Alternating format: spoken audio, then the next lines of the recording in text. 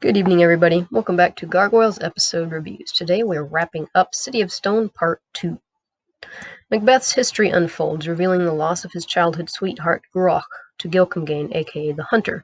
Gilcomgain grows too cocky for Duncan's liking, though, leading the prince to manipulate Macbeth into attacking Gilcomgain. Kind of reversal from before. Enter Demona. She also has a bone to break with the Hunter. In the present, Xanatos arrives at Pack Media Studios just as Demona prepares to shatter Stone Owen. Despite David's skills, he's no match for the 1,000-year-old warrior, especially when she uses Owen as a human shield. Who should come to Xanatos' aid? Accidentally, but an old acquaintance. He's not a happy camper, and that's the acquaintance. And Demona is about to experience the brunt of his rage. Did you miss the first half of the episode? You can go read it or watch it. Before we start, shout out to the Gargoyles Reawakening podcast. Thanks for the great mention of VLN in your latest podcast about the Temptation episode. Everybody go listen to the podcast episode now and then come right back. It warmed my cold, villain-loving heart. If you don't know about the GR podcast, they're a tribe of fans who conduct interviews with people who are interested in or involved with gargoyles, discuss the episode and characters, and generally have very insightful and entertaining takes on the series. So I don't know if they're still doing podcasts, but you can always find the archives. Right, onward. Shocking. We pick up with with Duncan having a meeting with Macbeth. The prince has news. He's discovered the shocking fact that, gasp, Gilcomgain is the Hunter, and thus Findlay's murderer. Duncan also reminds Macbeth that if not for Gil, Macbeth would be High Steward of Moray, and married to Groch. I really don't think he's forgotten that, Duncan. But because of the politics and general delicate nature of the situation, Duncan can't just up and hang Gilcomgain. Alas, what can a good prince do? Hint, hint. And there's again the three maids. This time they're fairy godmothers with Duncan's baby there. It's funny because Duncan is the one that ordered the marriage. He's the one who ordered the transfer of the high stewardship of Moray to Gilcomgain, and now he's just acting like, oh, this all just happened somehow. I don't know. And there's Macbeth looking quite shocked. Now who's the hunter and the hunted? I gotta hand it to Duncan for being a good manipulator. I also respect his decision to eliminate threats with extreme prejudice. He didn't get where he is today by being soft. I'm sure he thinks he's the best ruler from the country, but his motivation is mainly to get power. Of course Macbeth volunteers to do justice to Gilcomgain. In the Gargoyle Cave, the three crones visit Demona again and advise her to ally with Macbeth against the Hunter. As before, she refuses. She goes to Castle Moray to kill him herself. And there's the crones again. Pawns, the both of them, Demona and Macbeth. The red rose. At Castle Moray, Groch is outside, smelling a red rose wistfully. Lots of emotion in that scene. Gilcomgain approaches. You almost feel sorry for him, having a wife that loves another. He sends her inside. She leaves the rose behind as if she's placing it on a grave. He picks it up, smells it, and then stomps on it. Okay, you know what? No more sympathy for you. What does he care about love anyway? It's not something most guys back then seemed too concerned about. Marriage was for alliance and power. This marriage is no different. It gives him power and advantage, even possibly a right to royalty. And now here's Macbeth, comes out from around the corner. As he smushes the rose, Macbeth emerges from around the corner with his slaying sword in hand. Battle is joined, and there's Gilcomgain looking pretty happy about this development. I love the character designs of Disney villains. Amazingly, Macbeth does worse now versus the Hunter than he did as a kid. But then he recovers and disarms Gil. And I guess that could be, you could chalk it up to Gilcomgain just being older and a better fighter still, even more so now than Macbeth. Let's see. So, after Gilcomgain is disarmed, who should appear but Groch? In a move that will seal his fate in the viewer's mind, Gil uses her as a human shield. Okay, now you're dead, Gil. Macbeth surrenders his blade, but only his life will satisfy Gilcomgain. He puts on the hunter's mask. Gilcomgain does. At that, Demona screams in. If he'd left it off, she wouldn't bother with the humans' feud. Typical villain mistake, gloating and giving the hero time to act. Gilcomgain throws Grok at Demona, but that works as well as throwing Macbeth worked years ago. And it has the same result. Macbeth leaps to save Grok, pulling her back. Gil and Demona struggle. She manages to get him down, half over the battlements. When she tears his mask off, he demands to know if she remembers her handiwork, meaning the scars. She's killed and maimed countless humans over the years, and they all look the same anyway, so she says no. It's the most enraging thing she could have said. We are doubly hurt when the person who injured us doesn't even remember doing it. We didn't even get on their radar, yet all this time we've been holding a grudge and letting them hurt us without them even knowing about it. Let's look at Gilcomgain's character.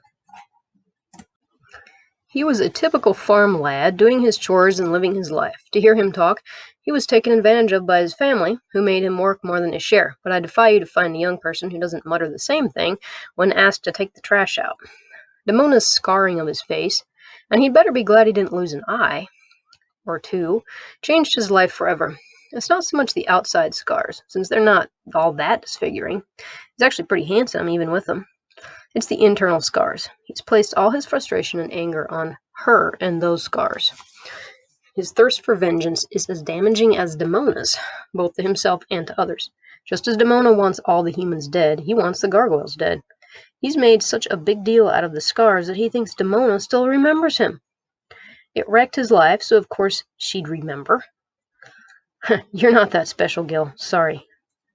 They end up falling off the balcony. Wait, Demona catches a ledge, while the hunter hangs onto her legs. In reversal of the last adventure, Macbeth helps her. She kicks the hunter into the darkness below. Fitting, but darn, those balconies really need better railings. And there's them hanging off of a ledge and Macbeth helping them.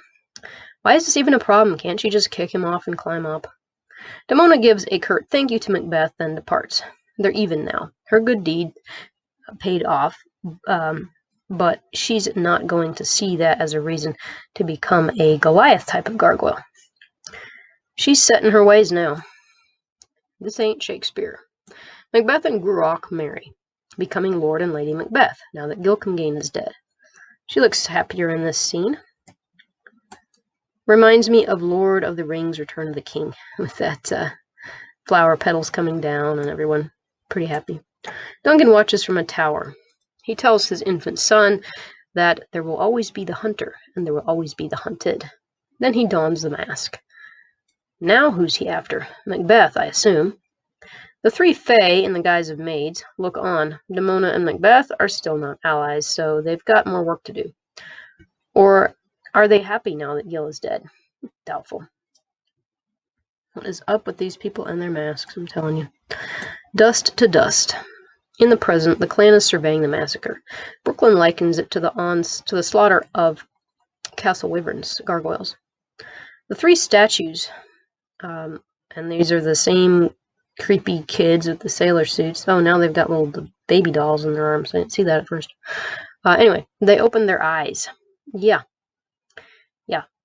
They warn Goliath again not to forget that every life is precious. If he forgets this, he will become what he fights against. In other words, he's looking to kill Demona, and they're stopping him. If he kills her, he'll be no better than Gil. They're hinting.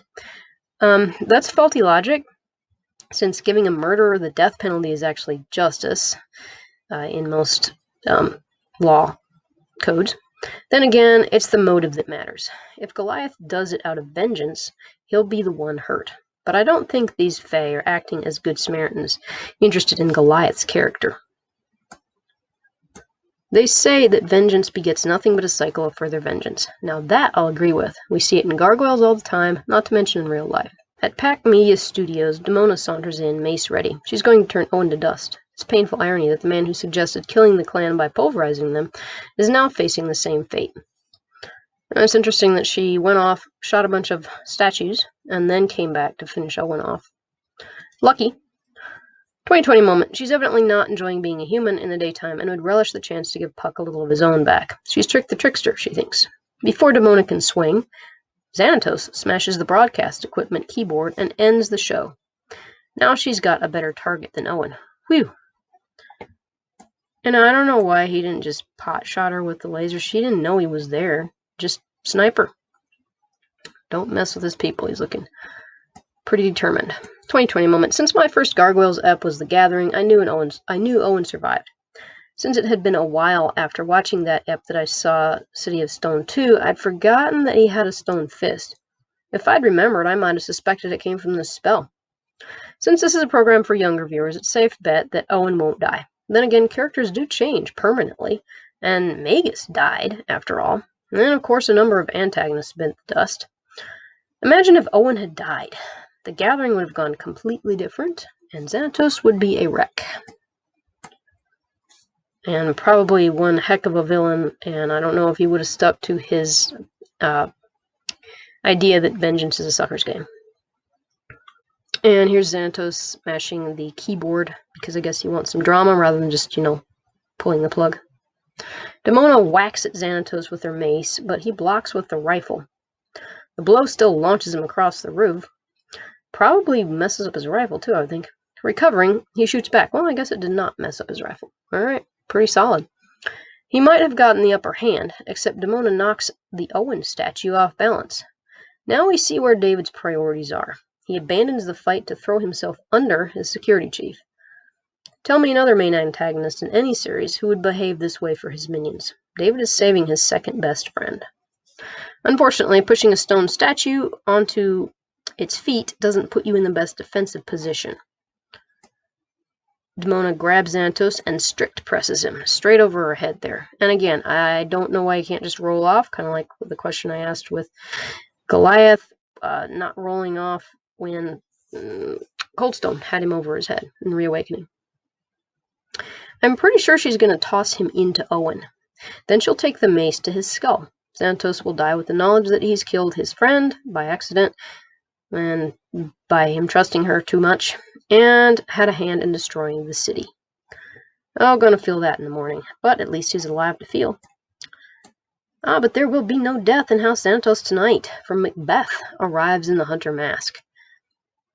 Demona doesn't know who it is. I guess it's been a while since she's seen him. Macbeth has had 1,000 years to work on his entries. He nailed it. Call me the Hunter. He shoots her with his electro gun. See, now he knew he had the right idea there. Just shoot her. But then they both stagger and cry in pain. Oh, shared pain? That's a nifty effect. Now Demona recognizes him. They run off to fight on the roof. Macbeth shoots a shackle around her ankle and tries to pull her to the ground. She cuts the cable, but he dives over the ledge after her and lands on her back. Back at Pack Media, Xanatos cuts the main circuit breaker. He gives a nice hammer fist to that breaker box. I don't know why that was necessary, and I don't know why that would work, but whatever. It looked really cool. Brutal. Gotta love the hands-on approach. And that takes a lot to bend those things, too. They go on a, going back to Macbeth and Demona, they go on a wild glide through the city. Macbeth is acting more recklessly than we've ever seen. He's really mad or really desperate. Maybe both. 2020 moment. If she kicked him off the line and he fell to his death, this would count as her killing him, yes? Or does it have to be more direct, like choking or stabbing? She eventually scrapes him off on a roof and screeches away. It's an intense chase, with Demona showing actual, well, not fear, but maybe worry, concern. Macbeth is a danger, and she knows it. He's not playing around. It's like hang gliding.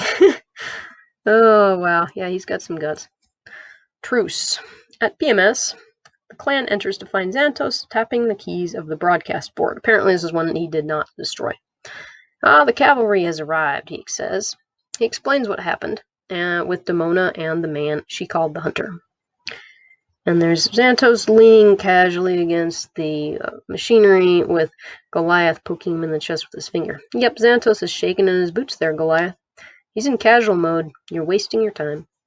Goliath wants to hold Xanatos painfully responsible, but David replies, do you want vengeance or a solution? This is bigger than anything either of us have ever faced. He admits this while pulling the gargoyles into the mix. The we. They call a truce, and end on Goliath and Xanatos shaking hands. Oh, remember the last time they shook hands in Awakening?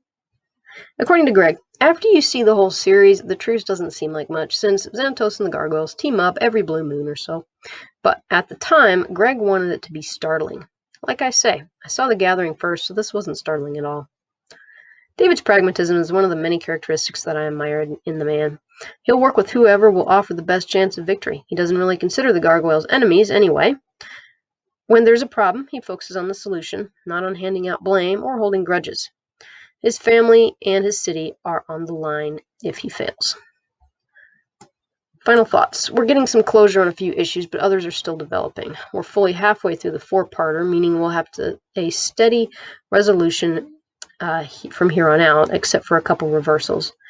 The phase plan is still unclear. Macbeth's life is coming together, but this makes me nervous. The best way to develop, hurt a character is to give them everything they want and then rip it away.